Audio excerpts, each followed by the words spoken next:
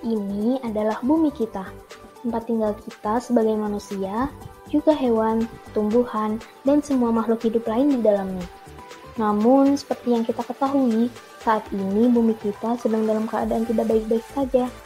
Mari kita lihat lebih dekat bagaimana kondisi bumi kita. Kerusakan terjadi di mana-mana. Perubahan iklim, bencana alam, kebakaran hutan, polusi udara, dan pencemaran air.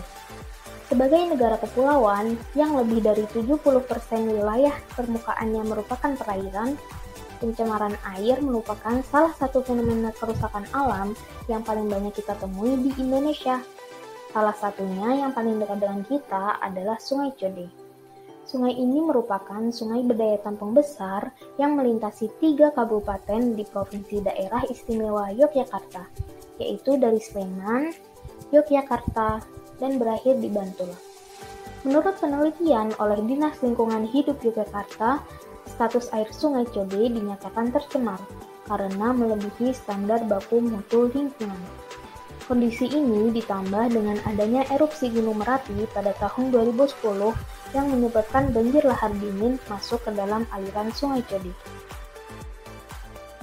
Nah, selain oleh kondisi tersebut, pencemaran di Sungai Code dapat berasal dari bermacam-macam sumber, di antaranya seperti limbah percetakan yang dapat berupa tinta atau pewarna, limbah industri tekstil yang dapat berupa pewarna maupun bahan kimia seperti deterjen, pengikat warna, dan lain sebagainya. Kemudian limbah perhotelan berupa sisa makanan, air bekas cuci atau pembersih, limbah domestik yang juga dapat berupa sisa bahan makanan, air bekas cuci atau pembersih, kemudian botol maupun plastik. Rumah sakit yang menghasilkan limbah berupa obat-obatan atau bahan kimia, dan limbah pabrik atau perindustrian yang menghasilkan limbah berupa bahan kimia berbahaya. Pada daerah Sungai Code yang melewati Kampung Jetis Harjo, limbah tersebut kemungkinan berasal dari limbah perhotelan dan limbah domestik. Adapun air tercemar tersebut tentu berbahaya bukan jika digunakan oleh manusia? Lantas, bagaimana cara kita mengetahui adanya pencemaran di Sungai Code? Kemudian, dapatkah kita mengetahui dari mana sumber pencemarnya? Salah satu metode untuk mengetahui adanya pencemaran air yang terjadi di Sungai Code adalah menggunakan teknik perunut atau tracer. Teknik perunut atau tracer terdiri dari perunut isotop dan radioisotop. Tetapi, apa itu perunut? Apa itu isotop dan radioisotop?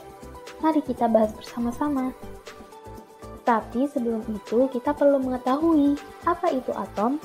Berikut adalah tayangan yang memberikan gambaran awal mengenai apa itu atom. Semua benda yang ada di dunia ini dapat disebut sebagai materi. Pada gambar ini, anak-anak, sepeda, dan bola merupakan materi, di mana semua jenis materi tersebut tersusun dari kumpulan atom. Atom berasal dari kata A yang berarti tidak dan tomos yang berarti dibelah. Sehingga jika kata tersebut disusun, maka akan berarti tidak dapat dibelah. Oleh karena itu, atom merupakan bagian terkecil yang menyusun sebuah materi dan tidak dapat dipotong lagi. Jika kita melihat sebongkah garam, maka garam tersebut adalah materi, yang apabila garam tersebut dipecah, maka akan diperoleh butiran halus garam yang disebut sebagai partikel.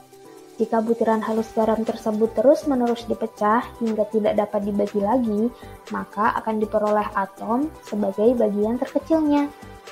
Ukuran atom ini sangatlah kecil. Pada kumpulan rambut pasti terdiri dari helaian rambut, di mana pada diameter dari suatu helai rambut dapat tersusun dari kumpulan sekitar 1 juta atom. Banyak sekali bukan?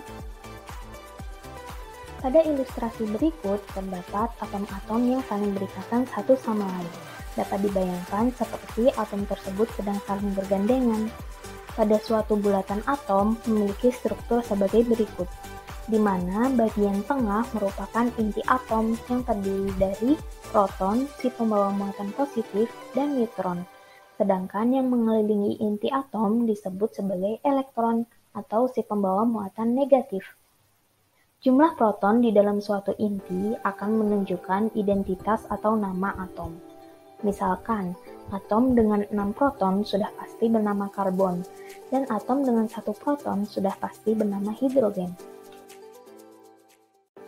Sebagai manusia, kita pasti tahu istilah kembar.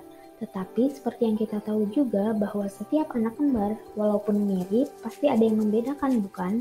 Misalnya tinggi badan atau berat badannya. Nah, isotop merupakan atom kembar yang memiliki konfigurasi elektron dan jumlah proton yang sama, tetapi memiliki massa yang berbeda. Contohnya pada atom hidrogen. Seperti yang kita ketahui sebelumnya bahwa atom yang memiliki 1 proton sudah pasti bernama hidrogen. Hidrogen memiliki 3 isotop atau saudara kembar, yaitu H1, H2, dan H3. Mereka semua memiliki 1 proton, tetapi massanya berbeda karena jumlah neutron yang dimiliki berbeda. Dari gambar ini dapat kita ketahui bahwa H3 dengan 2 neutron memiliki massa yang lebih berat dari H1 yang tidak memiliki neutron. Isotop terdiri dari 2 jenis, yaitu isotop stabil dan isotop tidak stabil. Dalam bahasa Indonesia, kata stabil sama dengan seimbang. Jika diibaratkan dengan hal tersebut, maka isotop stabil merupakan isotop yang seimbang. Dia dapat bergerak kemanapun dalam bentuk dasarnya. Sedangkan isotop tidak stabil merupakan isotop yang tidak seimbang. Maka dia harus menjadi seimbang dulu agar bisa bergerak kemanapun dia pergi dengan bentuk dasarnya. Dengan melepaskan energi radiasi, isotop tidak stabil dapat berubah menjadi isotop yang stabil. Oleh karena itu, isotop tidak stabil disebut juga sebagai radioisotop. Nah, sekarang kita sudah mengenal apa itu isotop dan radioisotop. Kemudian, bagaimana sih cara kita mengetahui adanya pencemaran air menggunakan isotop dan radioisotop? Langkah pertama adalah memeriksa adanya interkoneksi sumur, yaitu mencari tahu apakah sumur warga terhubung dengan aliran air sungai yang tercemar dan sumber pencemar lain seperti saluran pembuangan limbah hotel atau tidak. Hal tersebut dapat diketahui dengan cara melakukan perunutan atau penandaan. Perunutan bisa diibaratkan seperti kita memasukkan bola ke dalam pipa berisi air, kemudian mengamati pergerakan bola tersebut dalam aliran air. Pada gambar ini terlihat bahwa pipa A dan pipa B tidak saling terhubung. Oleh karena itu, ketika bola dimasukkan ke pipa A, maka bola tersebut akan bergerak mengikuti aliran pipa A dan tidak mungkin masuk ke dalam aliran pipa B. Begitu juga dengan perunutan menggunakan isotop dan radioisotop. Kita dapat mengetahui interkoneksi antara sumber warga dengan sumber pencemar. Berikut merupakan ilustrasi untuk memudahkan penjelasan, di mana dari ilustrasi tersebut diketahui bahwa limbah hotel berada pada aliran yang sama dengan sumur warga. Tetapi pada kehidupan sebenarnya, antara hotel dengan sumur sudah pasti terhalang dengan banyak bangunan dan aliran sungai lain, bukan? Maka, untuk mengetahui apakah aliran pada sumur terhubung dengan aliran sumber pencemar, kita dapat menggunakan perunut isotop atau radioisotop. Caranya adalah dengan memasukkan isotop atau radioisotop ke lokasi awal tempat kita akan mengamati.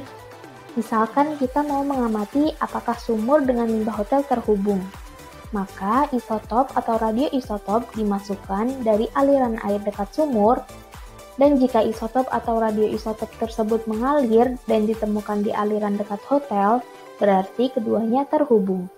Tetapi jika ternyata isotop atau radioisotop tersebut tidak ditemukan di dekat hotel, maka tidak ada hubungan antara air sumur dengan lubang pembuangan hotel, dengan kemungkinan adanya aliran sungai lain sebelum sampai ke hotel. Begitu juga jika kita ingin mengecek hubungan sumur dengan sungai yang tercemar, maka titik akhir pengamatannya adalah di lokasi sungai yang tercemar. Karena isotop dan radioisotop berukuran sangat kecil, maka kita tidak bisa melihatnya seperti kita mengamati bola yang ikut dalam aliran air.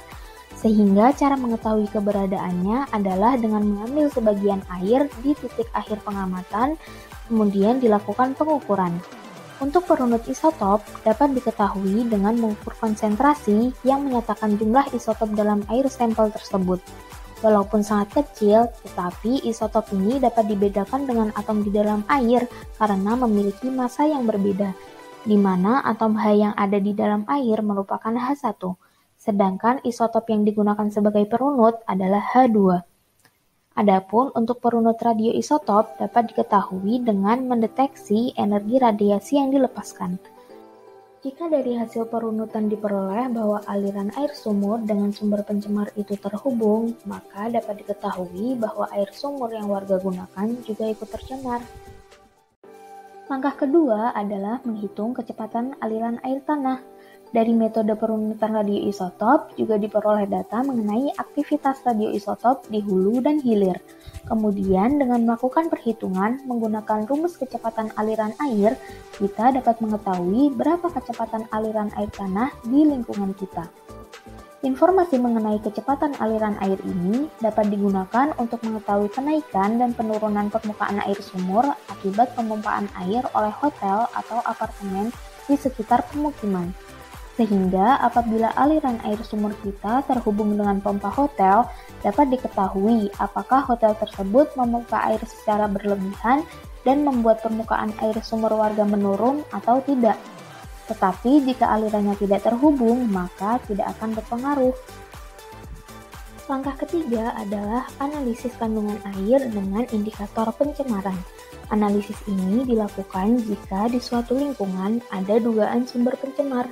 Sebagai contoh, pada daerah dekat pemakaman, terdapat kemungkinan pencemaran air tanah dari sisa dekomposisi tubuh manusia berupa kalsium karbonat, ion sulfat, atau fosfat. Oleh karena itu, dilakukan analisis kandungan air di laboratorium untuk membuktikan apakah benar ada pencemaran dari indikator tersebut. Kemudian contoh lainnya adalah jika ada dugaan pencemaran air dari zat kimia tertentu oleh limbah industri atau rumah sakit, maka jika dapat dilakukan analisis kandungan air sesuai dengan indikator yang dimaksud.